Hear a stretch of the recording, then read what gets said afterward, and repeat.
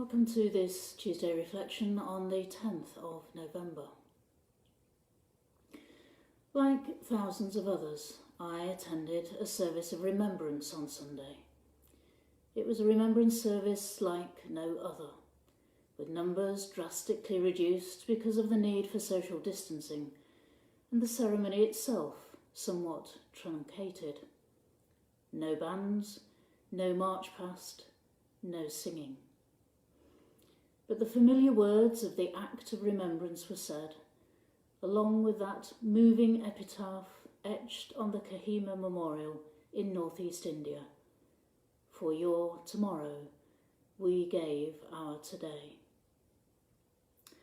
And of course there was the last post, the reveille, and the 2-minute silence, in which we remembered the fallen, those who went to war and never came home, or who came home disfigured, disabled, and scarred emotionally and psychologically as well as physically. Many people will have some direct experience to focus on during that ceremony. Perhaps they were old enough to remember what it was like during the war years, or they remember family members who were amongst those who lost their lives. Perhaps they're members of the armed forces themselves and have served in places across the world, Bosnia, the Falklands, Afghanistan, Iraq, or they know someone who has. But many more of us, remembering on Sunday or tomorrow on Armistice Day itself, will have had no first-hand experience to draw on.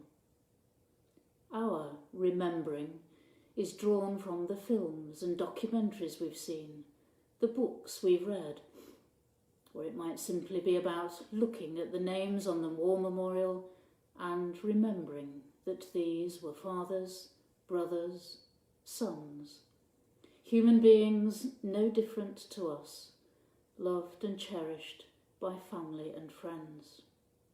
Whatever, we stop and call to mind their sacrifice, selflessness, and courage in the face of horror, suffering, and the fear of injury and death.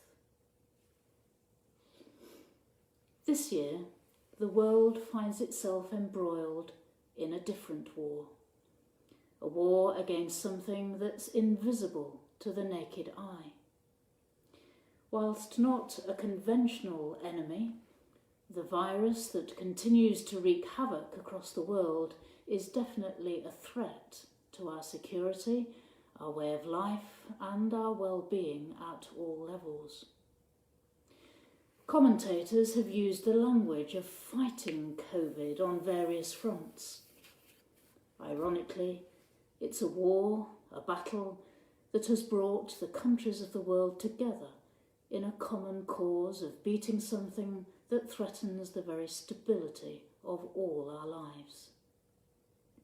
And so, in these days of remembering between Sunday and tomorrow, we are this year also calling to mind those who have suffered and died in an horrific way as a result of this pandemic, and those who are suffering and dying day by day. We remember those who have come home from hospital, free from the virus itself, but having to live with its long-term impact on their physical and psychological well-being. We've all seen pictures and heard stories of bravery and courage, determination and resilience as people have responded to something that none of us could have imagined possible on Remembrance Sunday last year. They too are part of this year's remembering. As of course are the many thousands of care workers on the front line. Many have made the ultimate sacrifice and given their lives as they've tried to save the lives of others. Countless more have shown selflessness, courage, and an extraordinary sense of duty as they've continued to care in extreme conditions, often exhausted themselves. Their example is an inspiration to us all.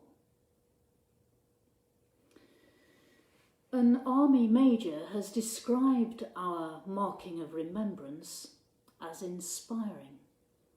Inspiring because those who've suffered and died through wars and conflicts have given their lives for something precious, for the common good, for the sake of their children and grandchildren, for a better and freer world. As such, it has the power to inspire us to do the right thing each day, even when it involves us risking our own safety and well-being. For Christians, I'd suggest it's more than that. It's about carrying the light of Christ into the darkness of pain, despair, and fear. It's often in the darkest times that the human spirit shines through the strongest.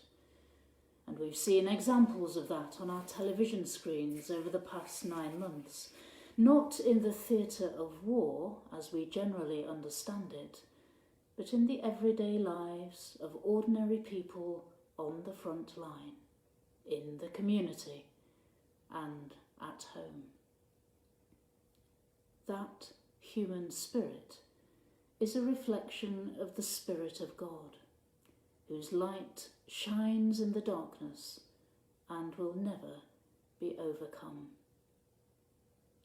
May we reflect that light in our own lives.